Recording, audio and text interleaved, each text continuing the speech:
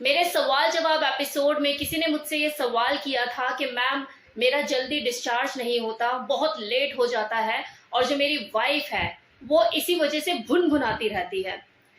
तो कुछ उपाय बताओ कि मेरा थोड़ा जल्दी डिस्चार्ज हो सके। और मैंने ये कहा था इस प्रॉब्लम को डिलेड इजैकुलेशन कहते हैं। ये अपने आप में ही टॉपिक है, मैं इसके ऊपर वीडियो बनाऊंगी। तो आज ये जो मेरा वीडियो है ये इसी टॉपिक के ऊपर है कि डिलेड इजैकुलेशन ये क्यों होता है, इसके पीछे रीजन क्या होता है और इससे बचा कैसे जा सकता है, इसके उपाय क्या है। तो डिलेड इजैकुलेशन का मतलब होता है ऑर्गेज्म का डिले होना, लेट डिस्चार्ज होना। वैसे देखा जाए तो ज्यादातर मेल में प्रॉब्लम देखी जाती है प्रीमेच्योर इजैकुलेशन की, कि उनको शिकायत रहती है कि यार हमारा जल्दी डिस्चार्ज हो जाता है। लेकिन कुछ मेल ऐसे भी होते हैं जिनको लेट डिस्चार्ज होता है। अगर आपको 30 मिनट से ऊपर का टाइम लगता है और आपका डिस्चार्ज लेट होता है, मतलब 30 मिनट से आप लगे पड़े हो, अगली भी मुंह बना रही है, भुनभुना रही है और आपका डिस्चार्ज ही नहीं होने को आ रहा, तो इसका मतलब आपको ऑर्गेज्मिक डिसऑर्डर है। तो ये एक समस्या है, इसका समाधान ढूंढने की जरूरत है। वो मेल जिनका देर से डिस्चार्ज होता है उनके लिए सेक्सुअल एक्टिविटी भी प्लेजरेबल होने की बजाय फ्रस्ट्रेटिंग हो जाती है। वो खुद तो परेशान होता ही है कि कब डिस्चार्ज होगा और कब मैं ऑर्गेज्म को अचीव करूंगा। उसकी जो बीवी होती है या उसकी जो गर्लफ्रेंड होती है वो भी नाक मुंह सुकेड़ती रहती है, अंदर ही अंदर भुनभुनाती रहती है कि यार क्या खा लिया तुमने आज, छोड़ दो अब अगर इसके कारणों के ऊपर बात की जाए कि इसके पीछे रीजन क्या है, मतलब अगर किसी मेल का लेट डिस्चार्ज होता है तो इसके पीछे वजह क्या है। तो देखो, अगर बात प्रीमेच्योर इजैकुलेशन की जाए या फिर डिलेड इजैकुलेशन की, कारण तो दोनों के सेम ही होते हैं ऑलमोस्ट, फिजिकल रीजन और साइकोलॉजिकल रीजन। मतलब या तो शारीरिक कारण होंगे या फिर मानसिक कारण होंगे। अगर हम फिजिकल कॉजेज के ऊपर बात करें तो इसके पीछे बहुत से रीजन हो सकते हैं, जैसे नर्वस सिस्टम का आपका वीक हो जाना, स्पाइनल कॉर्ड में कोई इंजरी होना, या फिर अगर आप डायबिटिक पेशेंट हैं तो डायबिटीज में तो संभावना बढ़ जाती है, या तो आपको प्रीमेच्योर इजैकुलेशन की शिकायत रहने लग जाएगी कि जल्दी डिस्चार्ज हो जाएगा, या फिर आपको डिलेड इजैकुलेशन की शिकायत रहने लग जाएगी। देन हार्मोनल डिसबैलेंस, आपकी बॉडी में हार्मोन्स का बैलेंस ना होना, तो ये भी एक रीजन हो सकता है कि आपको ऑर्गेज्म डिले होता हो। पीनस की वेन्स में कोई रुकावट होना, यानी कि पीनस की वेन्स में अगर कोई ब्लॉकेज है तो भी संभावना बढ़ जाती है डिलेड इजैकुलेशन की। अगर आप हाई एमजी की दवाइयां ले रहे हैं, मेडिकेशन आपकी चल रही है, तो भी ये कारण हो सकता है। और एक तो कारण वो है जो कि नेचुरल है, जिसमें आप कुछ कर नहीं सकते, दैट इज एजिंग। एजिंग एक ऐसा प्रोसेस है जो हमारे हाथ में है ही नहीं, क्योंकि जैसे जैसे आपकी एज बढ़ती है आपकी बॉडी में हार्मोनल चेंजेस भी आते हैं, टेस्टोस्टेरोन का लेवल भी डिक्रीज होने लग जाता है, जिसके वजह से या तो मेल को प्रीमेच्योर इजैकुलेशन की शिकायत रहने लग जाती है या फिर डिलेड इजैकुलेशन की।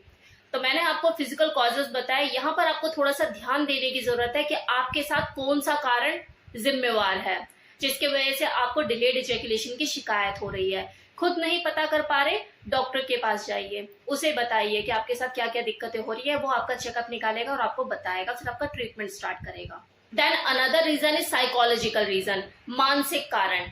नंबर 1, अगर आप अपने पार्टनर के साथ अनकंफर्टेबल हैं, कंपैटिबिलिटी दोनों की मैच नहीं करती, आपस में मुंह बने रहते हैं, एक का मुंह उधर और एक का मुंह उधर, सेक्स भी एक ड्यूटी सेक्स बन के रह गया है कि भाई आओ करो और निपटो, प्रेम के बजाय भी आपस में लड़ाई झगड़े ज्यादा रहते हैं, तो इस वजह से भी आपको डिलेड इजैकुलेशन की शिकायत हो सकती है, क्योंकि आपस में माइंड और बॉडी कनेक्ट हो ही नहीं पाएगी। जब वो तालमेल दोनों का नहीं बैठेगा तो इजैकुलेशन तो लेट होगा ही ना।